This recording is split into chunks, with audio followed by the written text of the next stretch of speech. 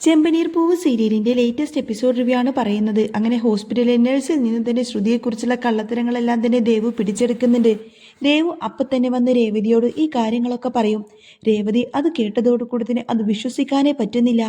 ആകപ്പാടെ മൈൻഡൊക്കെ മാറി തളർന്നിരിക്കുമ്പോഴാണ് ദേവു ആഞ്ഞടിക്കുന്നത്. ആ മുഖം കണ്ടാലേ എനിക്കറിയാമായിരുന്നു അതൊരു ഒന്നൊന്നര ഫ്രോഡാണെന്ന്. നമ്മുടെ വീട്ടുകാരെ മൊത്തം ഇത്രയും കാലം ആ പെണ്ണങ്ങ് പച്ചക്ക് പറ്റിക്കുമായിരുന്നു. ഇത് ഇപ്പൊ തന്നെ വീട്ടിൽ പോയിട്ട് എല്ലാവരോടും തുറന്നു പറയണമെന്നൊക്കെ ഇങ്ങനെ ദേവി വാശി പിടിച്ചുകൊണ്ടിരിക്കുകയാണ്.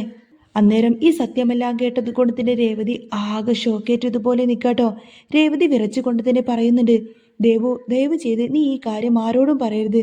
നമ്മൾ ഈ വിവരം അറിഞ്ഞ ഭാവം പോലും ഇനി കാണിക്കേണ്ട. നീ ഇത് വീട്ടിൽ അമ്മയോട് പോലും മിണ്ടിപ്പോവരുത്. ഇത് കേട്ട് അന്തം വിട്ടു പോയിക്കൊണ്ട് തന്നെ ദേവു ചോദിക്കുന്നുണ്ട്, ഇതെന്താ ചേച്ചി ഇങ്ങനെയൊക്കെ പറയുന്നത്? നമ്മൾ ഈ സത്യങ്ങളൊക്കെ തുറന്നു പറയണ്ടല്ലേ എന്ന് ചോദിക്കും. അന്നേരം രേവതി തടഞ്ഞുകൊണ്ട് പറയും, വേണ്ട മോളെ, ഇത് വെറുതെ കൂടുതൽ കുഴപ്പങ്ങൾ ഉണ്ടാക്കും. നമുക്ക് നോക്കി നിന്ന് സമയമാകുമ്പോൾ എല്ലാം തന്നെ പറയാമെന്ന് പറയും. തൽക്കാലം ഈ കാര്യം ആരും അറിയണ്ട. രേവതി അത്രമാത്രം തന്നെ നിർബന്ധിച്ചപ്പോൾ ദേവുവും അത് ശരിവെക്കും. എന്നിട്ട് ദേവു നേരെ അവളുടെ ജോലിയിലേക്ക് തിരിയാണ്. ഇതെല്ലാം കേട്ടതോടുകൂടി തന്നെ രേവതിക്കാണെങ്കിൽ കയ്യും കാലും വിറക്കുന്നത് പോലെ തോന്നി. എന്നിട്ട് തലയൊക്കെ പെരുത്ത് ആകൊരവസ്ഥയിലായിരിക്കും രേവതി. വേറെ ഏതോ ലോകത്താണെന്ന പോലെ വണ്ടി എടുത്തുകൊണ്ട് റോഡിലേക്ക് വല്ലാത്തൊരു മാനസികാവസ്ഥയിൽ അങ്ങ് പോയിക്കൊണ്ടിരിക്കുകയാണ് രേവതി. തലയിൽ നിറയെ ശ്രുതിയുടെ ചതികളെക്കുറിച്ചുള്ള ആലോചനകളായിരുന്നു. വണ്ടി എങ്ങോട്ടേക്കാണ് പോകുന്നത് എന്ന് പോലും നോക്കാതെ വണ്ടി വിട്ട് ഒടുവിൽ ഒരു ഓട്ടോയുടെ മുന്നിൽ അങ്ങ് ചെന്ന് ബ്രേക്ക് ഇട്ടു.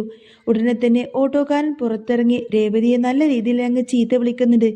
എന്താടോ ഇത്? റോഡിൽ നോക്കി വണ്ടി ഓടിച്ചൂടെ നിങ്ങൾക്ക്? നിങ്ങൾ വന്ന് ഇങ്ങോട്ടേക്ക് ഇടിച്ചാൽ പോലും നാട്ടുകാരൊക്കെ ഈ പാവം ഓട്ടോക്കാരെ തന്നെയല്ലേ കുറ്റം പറയുള്ളൂ. മര്യാദയ്ക്ക് നോക്കി വണ്ടി ഓടിക്കണ്ടേന്നൊക്കെ പറഞ്ഞ് അയാൾ അങ്ങ് തട്ടിക്കയറുമ്പോൾ രേവതി ആകെ പതറിപ്പോയി. രേവതി പറയുന്നുണ്ട്, സോറി ചേട്ടാ, ഇതെന്റെ തെറ്റാണ് എന്നൊക്കെ പറഞ്ഞുകൊണ്ട് തന്നെ വേഗം വണ്ടിയെടുത്ത് അവിടെ നിന്ന് പോയി. വീണ്ടും വല്ലാത്തൊരു ഭാവത്തിൽ വണ്ടിയോടിച്ച് എങ്ങനെയൊക്കെയോ ചന്ദ്രോദയത്തിലെത്തുമ്പോൾ സച്ചി അവിടെ ഫോണിൽ ആരോടോ വല്ലാതെ സംസാരിക്കുന്നത് കാണും. ആദ്യത്തെ പ്രസവമാണോ രണ്ടാമത്തെ പ്രസവമാണോ എന്ന് സച്ചി ചോദിക്കുന്നത് കേട്ട് രേവതി ആകെ ഞെട്ടിപ്പോയി.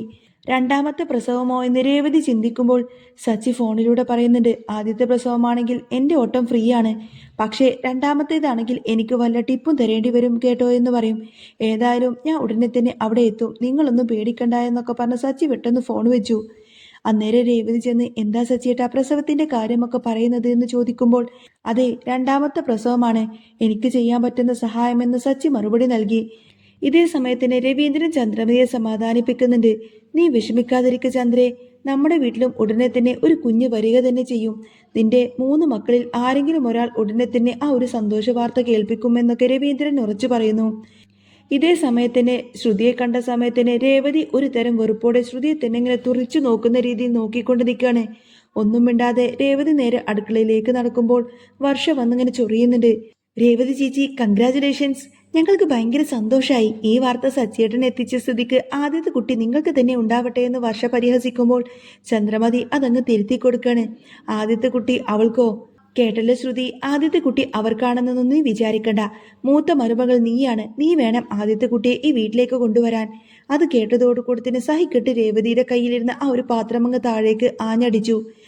ആ ഒരു ശബ്ദം കേട്ടതോടുകൂടി തന്നെ എല്ലാവരും ഞെട്ടി നിൽക്കുന്ന സമയത്തന്നെ രേവതിയുടെ ഭാവം കണ്ട് എല്ലാവരും നിശബ്ദരായി.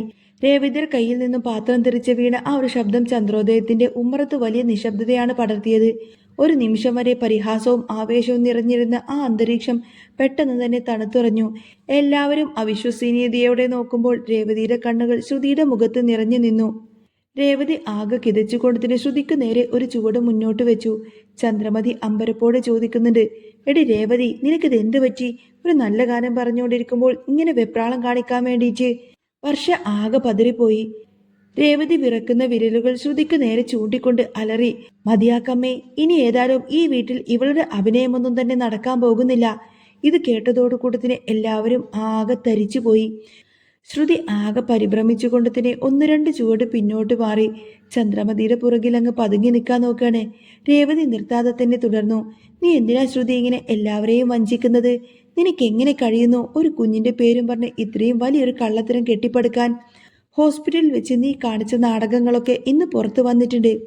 അന്നേരം രേവതി അത് പറയുന്നതോടുകൂടി തന്നെ ശ്രുതിക്ക് ആകെ പേടിയാവുന്നുണ്ട്. ശ്രുതി വിക്കി വിക്കി പറയുന്നുണ്ട്, രേവതി, നീ നീ എന്തൊക്കെയാണ് ഈ പറയുന്നത്? എനിക്കൊന്നും മനസ്സിലാവുന്നില്ലല്ലോ. രേവതി പുച്ഛത്തോടെ ചിരിച്ചു. മനസ്സിലാകും, എല്ലാം നിനക്ക് മനസ്സിലാവും. ആ മെഡിക്കൽ റിപ്പോർട്ടും ആ നഴ്സിന്റെ മൊഴിയും എല്ലാം തന്നെ പുറത്തു വരുമ്പോൾ നീ എവിടെ പോയി ഒളിക്കും? ചന്ദ്രമതി ഇതെല്ലാം കേട്ട് രേവതിയുടെ വാക്കെല്ലാം കേട്ടുകൊണ്ട് തന്നെ ഇടയിൽ കയറി രേവതിയെ ശാസിക്കാൻ നോക്കിയെങ്കിലും രേവതി ഇതൊന്നും തന്നെ വിട്ടുകൊടുക്കാൻ തയ്യാറല്ലായിരുന്നു. സത്യം അറിഞ്ഞ ദേവു അപ്പോഴേക്കും അങ്ങോട്ടേക്ക് ഓടി വരുന്നുണ്ട്. രേവതി ദേവുവിനെ സാക്ഷിയാക്കി വീട്ടുകാരോട് തുറന്നു പറയാണ്. ഇവൾക്ക് പ്രസവിക്കാനോ ഗർഭം ധരിക്കാനോ ഒന്നും തന്നെ ഒരു തടസ്സവുമില്ലെന്ന് മാത്രമല്ല, ഇപ്പോൾ തന്നെ ഈ നടത്തുന്ന ഓരോ നീക്കവും വെറും ചതിയാണ്. ഇതെല്ലാം കേട്ട് സച്ചി വന്നിരുന്നു. സച്ചി ഒന്നും മിണ്ടാതെ തല താഴ്ത്തി നിന്നു. വർഷയുടെ പരിഹാസം നിറഞ്ഞ മുഖം പെട്ടെന്ന് തന്നെ അങ്ങ് പേടിയായി മാറി.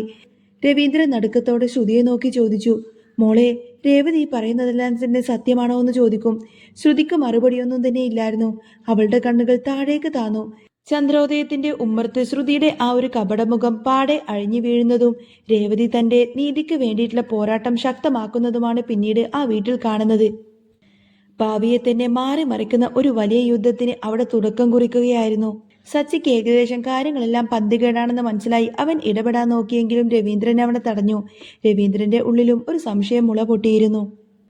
അന്ന് രാത്രി ചന്ദ്രോദയത്തിൽ ആരും തന്നെ ഉറങ്ങിയില്ല.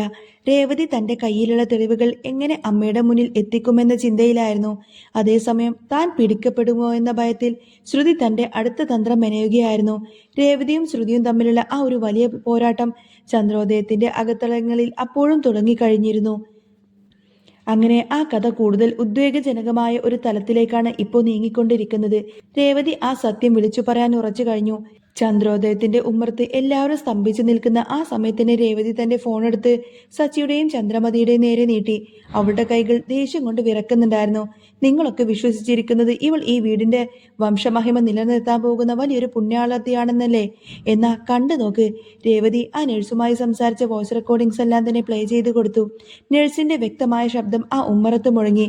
ശ്രുതി എന്ന പേഷ്യന്റ് ഒരിക്കൽ പ്രസവിച്ചതാണെന്നും ശ്രുതി എന്ന പേഷ്യന്റ് നിലവിൽ ഒരു കുഞ്ഞിന്റെ അമ്മയാണെന്നും ഒരിക്കൽ പ്രസവിച്ചതാണെന്നും അങ്ങനെ നഴ്സ് സംസാരിക്കുന്ന കാര്യങ്ങളെല്ലാം തന്നെ രേവതി എല്ലാവർക്കും കേൾപ്പിച്ചു കൊടുക്കുകയാണ്. ശബ്ദം കേട്ടതും ചന്ദ്രമതിയുടെ കയ്യിലുണ്ടായിരുന്ന ചായ ഗ്ലാസ് താഴെങ്ങ് നിലത്തേക്ക് വീണുടഞ്ഞു. ശ്രുതിയുടെ മുഖമാകെ വിളറി വെളുത്തു. അവൾ തളർന്ന് സോഫയിലേക്ക് ഇരുന്നു പോയി. വർഷ പോലും എന്ത് പറയണമെന്നറിയാതെ വാ പൊളിച്ചു നിന്നുപോയി. ചന്ദ്രമതി വിറക്കുന്ന ശബ്ദത്തോട് ചോദിച്ചു, ശ്രുതി മോളെ, എന്താ ഇത്? രേവതി ഈ കാണിക്കുന്നതൊക്കെ സത്യമാണോ? ശ്രുതി മറുപടി പറയാനാവാതെ കരയാൻ തുടങ്ങി. പക്ഷേ ഇത്തവണ അവളുടെ കണ്ണുനീര് ആരെയും അലിയിച്ചില്ല. രേവതി വിട്ടില്ല. അവൾ ശ്രുതിയുടെ അടുത്തേക്ക് ചെന്നൊക്കെ പറഞ്ഞു, കരയേണ്ട ശ്രുതി, നീ ഈ കണ്ണീരൊക്കെ കുറെ ഉപയോഗിച്ചതാണല്ലോ. അമ്മേ, ഇവൾ ഗർഭിണിയാണെന്ന് അഭിനയിച്ച് വീട്ടിലെ എല്ലാവരെയും പറ്റിക്കാനായിരുന്നു ഇവളുടെ ശ്രമം. നമ്മൾ ഓരോരുത്തരെയും തമ്മിലടുപ്പിക്കാൻ വേണ്ടിയിട്ട് ഇവൾ ഈ കള്ളത്തരത്തെ ഒരു ആയുധമാക്കി മാറ്റി. സച്ചി പെട്ടെന്ന് തന്നെ ഇടപെടാൻ നോക്കി. രേവതി, നീ എന്തിനാ വെറുതെ ഇതൊക്കെ? പക്ഷേ രവീന്ദ്രൻ സച്ചിയെ തടഞ്ഞു. മിണ്ടരുത് സച്ചി, സത്യം പുറത്തു വരട്ടെ. രവീന്ദ്രൻ ശ്രുതിയുടെ നേരെ തിരിഞ്ഞു. നീ ഞങ്ങളെ ഇത്രയും കാലം വിഡ്ഢികളാക്കുമായിരുന്നു അല്ലേ? ഈ വീടിന്റെ ഐശ്വര്യമായി കാണേണ്ട മരുമകൾ തന്നെയാണോ നീയ്? അന്നേരം ശ്രുതി എന്ത് ചെയ്യണമെന്നറിയാതെ ചന്ദ്രമതിയുടെ കാൽക്കൽ വീണ് കരഞ്ഞു. അമ്മ എന്നോട് ക്ഷമിക്കണം, എനിക്ക് പറ്റിപ്പോയി. ചന്ദ്രമതിക്ക് തന്റെ മരുമകളെ ആദ്യമായി തന്നെ തള്ളി പറയേണ്ടി വന്നു. ചന്ദ്രമതി തന്റെ മരുമകളെ ശ്രുതിയെ അങ്ങ് തള്ളി മാറ്റി. ആ മുഖത്ത് ആദ്യമായിട്ട് രേവതിയോടുള്ള സ്നേഹവും ശ്രുതിയോടുള്ള കടുത്ത അമർഷവും ഒരുമിച്ച് തെളിഞ്ഞു. എടി, ഇത്രയും വലിയൊരു ചതി ചെയ്തിട്ട് നീ സ്നേഹത്തെക്കുറിച്ചാണോ പറയുന്നത്? രേവതി ഒരു തെറ്റും ചെയ്തിട്ടില്ല. എന്നിട്ട് പോലും ഞാൻ അവളെ അടർത്തി മാറ്റി. നീ ഈ നിമിഷം തന്നെ ഇവിടെ നിന്ന് പുറത്തിറങ്ങണം. ഇനി ഒരു നിമിഷം പോലും നീ ഇവിടെ നിൽക്കണ്ട എന്നൊക്കെ പറഞ്ഞ് ചന്ദ്രമതി ശ്രുതിയോട് ഇങ്ങനെ വഴക്ക് പറയാണ്. ചന്ദ്രോദയത്തിൽ ആ രാത്രി വലിയൊരു ശുദ്ധീകരണത്തിൻ്റെതായിരുന്നു. വർഷയും സച്ചിയും പതുങ്ങി അങ്ങ് മാറി നിന്നു. രേവതി തന്റെ മുറിയിലേക്ക് നടക്കുമ്പോൾ അവളുടെ ഉള്ളിൽ ഒരു വലിയ ഭാരം ഒഴിഞ്ഞ ആശ്വാസമായിരുന്നു. ഇത്രയും കാലം ശ്രുതി ചെയ്തതിന്റെ ആ ഒരു ചതിയുടെ മുള്ളുകളെല്ലാം തന്നെ അറുത്ത് മാറ്റപ്പെടുന്ന ഒരു അടിപൊളി സൂപ്പർ എപ്പിസോഡാട്ടോ വരുന്നത്. അപ്പോൾ നിങ്ങൾക്ക് ഈ ഒരു ചാനൽ ഇഷ്ടമാവുകയാണെങ്കിൽ സബ്സ്ക്രൈബ് ചെയ്യാനും സപ്പോർട്ട് ചെയ്യാനും മറക്കല്ലേ. നെക്സ്റ്റ് വീഡിയോ ഉടനെ വരാം. ബൈ.